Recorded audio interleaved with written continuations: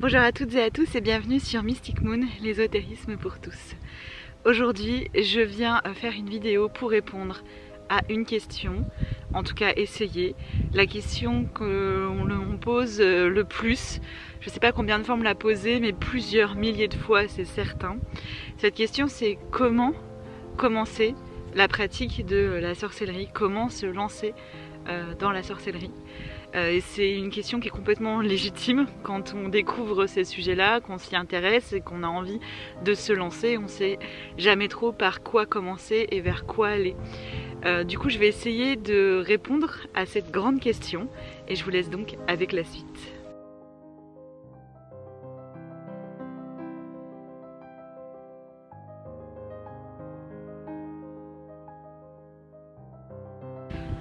C'est une question qu'on me pose beaucoup et c'est difficile d'y répondre parce que c'est une question qui est très générale, qui est très globale et qui invite en fait à se poser plein d'autres questions. Donc finalement, on va répondre à cette question avec plein d'autres questions et pas forcément des réponses. Déjà, pour commencer, vous dire que je m'adresse à des personnes qui ont une pratique individuelle, c'est-à-dire qui vont se lancer seules sur ces sujets-là. C'est-à-dire que si vous êtes dans un groupe de pratique, que vous suivez une personne en particulier, c'est-à-dire que vous avez une tradition particulière et qu'une personne vous transmet cette tradition, cette vidéo va pas vraiment vous apporter parce que vous êtes en fait dans un cadre particulier d'une tradition ou d'un groupe avec ses propres règles, ses propres fonctionnements et donc je vous invite plutôt à vous fier à ce qu'on va vous transmettre dans ce cadre-là. Moi c'est plus dans le cadre d'une pratique individuelle, ce que j'ai moi finalement, même si ça peut m'arriver de pratiquer en groupe. Aujourd'hui, essentiellement, ma pratique est une pratique individuelle. Je ne suis pas rattachée à une tradition en particulier, même si j'ai eu l'occasion d'apprendre et de découvrir différents types de traditions et de pratiques de la sorcellerie. Ça, c'était un peu le cadre de base.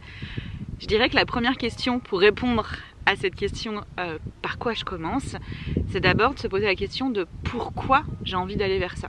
Parce que ça va définir quand même beaucoup de choses. C'est-à-dire que très souvent, tout de suite on se demande sur comment je vais me lancer, alors que pour pouvoir répondre à cette question du comment, il faut d'abord savoir pourquoi. Très souvent, j'ai des personnes en accompagnement ou autres qui tout de suite vont être dans le comment et c'est normal parce que on recherche quelque chose de pragmatique, de matériel sur qu'est-ce que je vais faire concrètement dans ma pratique et en effet il va falloir très rapidement aller sur ces aspects là de mise en pratique, mais avant ça il faut se poser la question du pourquoi, parce que il est certain que cette pratique individuelle va être très très différente d'une personne à une autre et du coup du sens qu'on y met derrière. Et c'est pour ça que ce pourquoi il est hyper important. Donc déjà ce serait de comprendre qu'est-ce qui vous a amené à ça, qu'est-ce que vous attendez de ça et qu'est-ce que vous avez envie d'apporter en fait dans ces pratiques, à quel point vous êtes prêt à vous investir aussi dans cette pratique. Une fois qu'on a notre pourquoi, il ne faut pas s'imaginer que c'est quelque chose qui est définitif et qui est gravé dans le marbre parce que forcément que ça va évoluer. C'est juste un point de départ en fait, un point de départ qui me paraît indispensable pour définir le comment en fait. Tant qu'on n'a pas le pourquoi, on va avoir des difficultés à trouver son comment. Moi par exemple, mon premier pourquoi, ça a été la compréhension en fait de mon environnement, comprendre le fonctionnement au-delà du tangible et du matériel. C'est-à-dire que c'était une prise de conscience qu'il y avait des choses que je ne voyais pas forcément, que je ne pouvais pas forcément toucher, mais qui étaient là quand même, et que j'avais besoin de le comprendre pour me sentir en harmonie avec ça, et en fait trouver ma place dans ce grand tout, et pas juste avoir justement ce point de vue très individuel, très centré sur moi, mais plutôt m'ouvrir à toutes ces possibles en fait. Et ça a été mon premier pourquoi. Mettre du sens en fait dans l'intangible et pouvoir y participer en fait, trouver cette place pour pouvoir participer à ce grand tout. J'ai pas plus de détails. Et puis ça a évolué avec le temps en fait, en fonction de mes pratiques, de mes rencontres. J'ai fait toute une vidéo sur mon parcours, donc je vais pas revenir là-dessus. Donc il y a aussi tout un système de croyances à se créer, à comprendre ce en quoi on croit, parce que c'est ça qui va aussi beaucoup porter ce que l'on va faire. Donc prendre conscience que ça va forcément évoluer dans le temps et que c'est normal et que c'est pas tant de s'enfermer dans quelque chose dès le départ, c'est plus de se donner une impulsion qui a du sens en fait au départ. Ensuite, ça va être l'expérience. C'est-à-dire que il y a beaucoup de livres sur ces sujets-là, il existe aussi plein de formations sur ces sujets-là. Mais pour moi, c'est pas ça qui va vous apprendre la sorcellerie, très clairement. La sorcellerie ne s'apprend pas dans des livres et ne s'apprend pas en formation. La sorcellerie, elle s'apprend par l'expérience. C'est mettre les mains dans le cambouis, dans la terre, c'est s'investir concrètement, de manière très pratique, et de se lancer, il n'y a pas le choix. Alors du coup, à quoi ils servent les livres et les formations, etc. Puisque je lis des livres, j'ai fait des formations, j'en propose moi-même. Donc je dis pas qu'il ne faut pas lire de livres ou pas faire de formation, mais se poser la question de qu'est-ce que va m'apporter cette formation en fait. C'est-à-dire que moi j'ai fait plusieurs types de formations parce que j'avais besoin d'avoir en fait un peu des guidances, des méthodes, pour justement pouvoir aller dans le comment en fait, et d'avoir quelque chose de très très défini où c'est comme ça, comme ça, comme ça, comme ça, ça nous enferme en fait dans un système de croyances, et ça répond à un pourquoi qui est le pourquoi de l'auteur ou de la personne qui fait la formation, mais qui n'est pas votre pourquoi à vous. Et c'est en ça que je pense que il ne faut pas rentrer, à mon avis, dans ce genre d'apprentissage parce que ça va vous enfermer tout de suite alors qu'il y a une multitude de possibilités de croire et de pratiquer et de faire du sens, et que je pense que ce serait dommage de se bloquer dès le départ. Je pense qu'il faut plutôt se tourner vers des aspects théoriques certes, mais qui viennent plutôt vous questionner, qui viennent plutôt vous donner des grands principes, des valeurs, des méthodes, mais pas des réponses toutes faites où c'est voilà la vérité et voilà comment ça se passe. Il faut bien se sortir de ça parce qu'il n'y a pas de vérité sur ces sujets-là. Même s'il y a des personnes qui croient très très très très fort dans leur façon de faire, et c'est très bien parce qu'elles ont intérêt à croire dans ce qu'elles font, parce que sinon c'est un peu dommage. Donc c'est hyper inspirant de voir des personnes qui croient très très fort à ce qu'elles font. Mais ça ne veut pas dire que c'est comme ça qu'il faut faire absolument et que c'est la réponse à tout. Donc du coup, comment on fait concrètement? On se lance. Il n'y a pas le choix. Et du coup, il y a souvent la peur de faire des erreurs. Vous allez faire des erreurs, c'est évident. Mais est-ce que c'est un mal de faire des erreurs en fait? À l'école ou ailleurs, vous avez fait des erreurs à un moment ou à un autre. Et plutôt que de célébrer cette erreur en disant bah c'est top, tu vois, tu as fait cette erreur-là, du coup tu vas pouvoir apprendre quelque chose de nouveau et ne plus refaire cette erreur. Et tant qu'on ne fait pas d'erreur, eh ben, on ne peut pas apprendre de ça et du coup ne plus les faire. Je sais pas si vous voyez ce que je veux dire. Donc l'erreur dans n'importe quel apprentissage, elle fait partie de l'apprentissage, et en sorcellerie y compris. Donc il va falloir accepter de faire des erreurs parce qu'il n'y a pas le choix. Et il va falloir du coup se libérer de ça. Se libérer aussi du coup du regard qu'on peut porter sur soi-même par rapport à ça, qui peut être un regard très difficile et très dur, et aussi se libérer du regard des autres. J'entends par exemple parfois des gens qui disent oui, moi ça fait des années que je pratique, etc.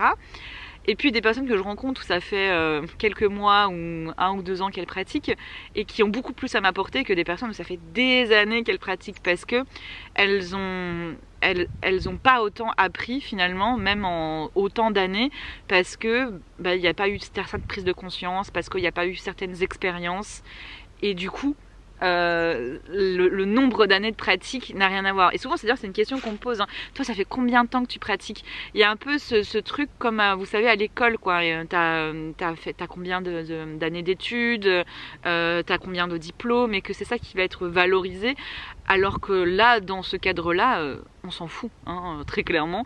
Ce qui compte c'est qu'est-ce que tu as expérimenté, qu'est-ce que tu as vécu, quelle expérience tu as vécue, parce que c'est ça qui va t'apprendre. Quand je parle d'expérience, ça peut être l'expérience de l'énergie, ça peut être l'expérience de la communication avec le subtil, ça peut être l'expérience de la mort symbolique, ça peut être l'expérience de la renaissance symbolique, ça peut être l'expérience de se sentir dans ce grand tout, ça peut être l'expérience d'une rencontre avec un esprit. Il y a énormément d'expériences à faire dans ces pratiques, et Et c'est ça qui va vous apprendre, qui va définir votre pratique, qui va créer votre pratique. Et c'est en aucun cas un diplôme ou des années de j'ai commencé il y a 10 ans où on s'en fout. Enfin, c'est vraiment pas le sujet, quoi. Donc tout le monde peut se lancer à partir du moment où on sait pourquoi on le fait et qu'on accepte cette part d'erreur, qu'on garde cette forme d'humilité en fait, qu'on ne saura jamais tout et qu'il y aura toujours à apprendre. Et il n'y a pas de fin dans l'apprentissage de la sorcellerie. Il n'y a pas un diplôme à la fin en fait qu'on peut avoir qui nous dit ok c'est bon, je connais tout, c'est parfait, je peux passer à la pratique suivante. Non, c'est l'apprentissage de toute une vie parce qu'il y a cette notion de cycle en fait. Pour moi quand on travaille avec la sorcellerie, on travaille avec le cycle et le cycle est en perpétuel renouvellement et recommencement. Donc c'est impossible de tout savoir. Et qu'il faut accepter d'être en apprentissage constant. Donc comment on expérimente concrètement en fait? C'est quoi l'expérience en sorcellerie? Je vous ai donné quelques exemples. C'est pas forcément de faire des rituels, hein.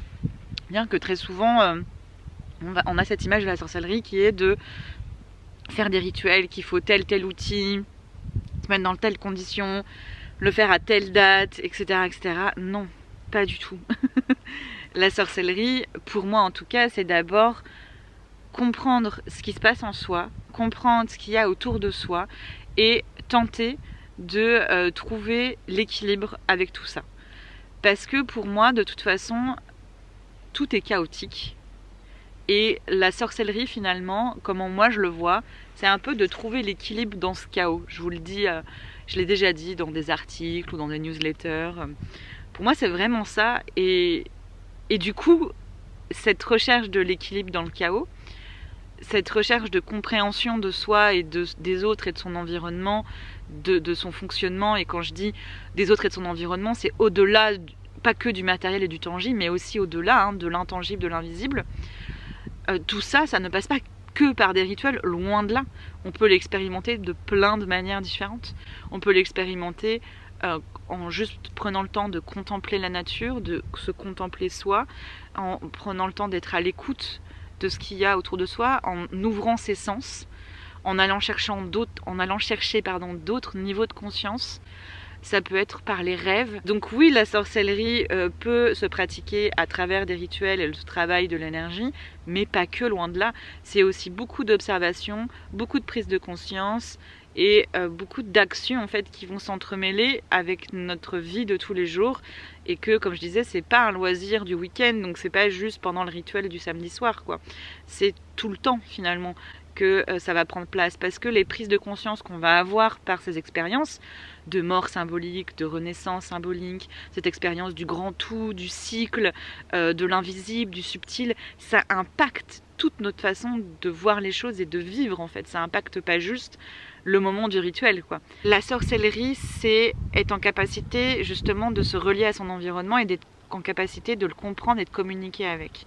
Donc quand moi je vais communiquer avec mon environnement et que je vais communiquer avec une plante ou avec une pierre, ce qu'elle va me donner, ce qu'elle va m'apporter va être très différent que si c'est vous qui communiquez avec. Parce qu'on va être d'un esprit à un autre esprit. Alors peut-être que pour une personne, cette plante-là, elle est hyper bien pour la purification, mais peut-être pas pour vous. Et tant que vous ne poserez pas la question, et tant que vous n'expérimenterez pas avec cette plante-là, vous ne saurez pas ce qu'elle peut vous apporter et ce que vous pouvez lui apporter en retour derrière. Toujours dans cette idée de juste équilibre. Donc, sortez de ces règles, même si c'est dur, parce que du coup ça veut dire que l'apprentissage doit se faire par vous-même et par l'expérience, j'en ai bien conscience, mais il n'y a pas le choix. Vous pouvez vous appuyer sur des méthodes, sur des principes, sur des valeurs, mais pas sur des choses aussi qui vous enferment autant, quoi. Parce que du coup ça vous empêche, vous, d'essayer de le vivre, de le ressentir. Si on vous dit, je dis n'importe quoi, l'herbe qui pousse dans la pelouse c'est la plante de purification par excellence, c'est celle-là que tu dois utiliser. Du coup quand tu vas l'utiliser, tu vas dire ok, je l'utilise parce qu'elle purifie, mais t'en sais rien en soi, et du coup tu vas pas du tout expérimenter avec cette plante là, tu vas juste l'utiliser comme on t'a dit qu'il fallait l'utiliser. Et très souvent on me dit ouais mais comment je sais que ça a été purifié ou pas? C'est le ressenti, c'est travailler les ressentis, c'est être en capacité de se connecter aux énergies de son lieu de vie, par exemple si on purifie son lieu de vie, pour pouvoir ressentir ces énergies, être en capacité de savoir si oui ou non ça a besoin d'être purifié, de faire l'action de purification et de ressentir derrière, est-ce que du coup c'est bon, là je ressens que maintenant c'est purifié. Parce que ça, il n'y a que le ressenti qui vous le dira. Donc le fait d'utiliser des choses mot pour mot, sans se poser la question et sans expérimenter par soi-même, nous coupe du plus grand savoir que vous pouvez avoir. Vous coupe de la plus grosse connaissance que vous pouvez avoir, qui est la connaissance par l'expérience. Donc, essayez avec votre pelouse, ça peut être une super belle expérience. Et essayez en communiquant avec les plantes qui est autour de vous, en vous ouvrant à ce subtil, à cet invisible, en dépassant tout ce que vous pouvez lire dans les livres ou quoi, et vous dire, ok, qu'est-ce que dans mon environnement là aujourd'hui pourrait m'accompagner dans ce principe de purification? Qu'est-ce que c'est la purification d'ailleurs pour moi? Qu'est-ce que ça veut dire? Est-ce que c'est remettre à zéro les énergies? Est-ce que c'est charger les énergies de bien-être et d'harmonie dans mon foyer? J'en sais rien. C'est vous qui devez avoir cette réponse-là. Donc vous voyez, c'est pas si simple quoi. Moi ce que je vous apporte, ce que j'espère en tout cas, c'est plutôt des grandes guidances, des grands principes, des grandes méthodes. Mais ça, il n'y a que vous qui pouvez le savoir, il n'y a que vous qui pouvez le connaître. En vous ouvrant, en acceptant de vous ouvrir à quelque chose de bien plus large que soi-même, qui est ce grand tout, qui est ce cycle, qui est cette unité, et de comprendre ce que c'est et d'aller expérimenter avec ça. Par rapport à ce que vous ressentez, par rapport à votre intuition, par rapport à la confiance que vous mettez dans ce que vous ressentez. C'est ça le travail le plus important pour moi et c'est ça vos outils les plus puissants en fait. Tout le reste, ça aide. Ce sont des super bons supports, mais c'est pas une réponse. La seule réponse, elle est là. Elle est ici et là.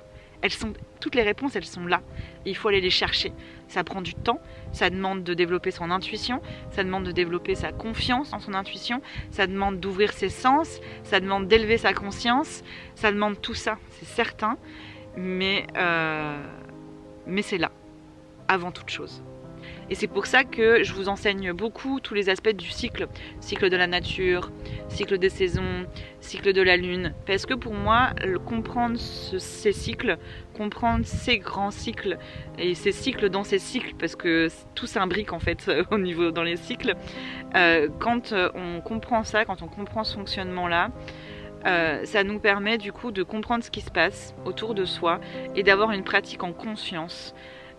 Relié à son environnement et à ce qui s'y passe, et donc de ne pas créer du déséquilibre mais plutôt de suivre ce cycle, de suivre ces énergies pour être dans cette idée de maintien de l'équilibre. Pour moi, la connaissance de son environnement et la connaissance de soi, c'est les deux plus gros outils de la sorcellerie.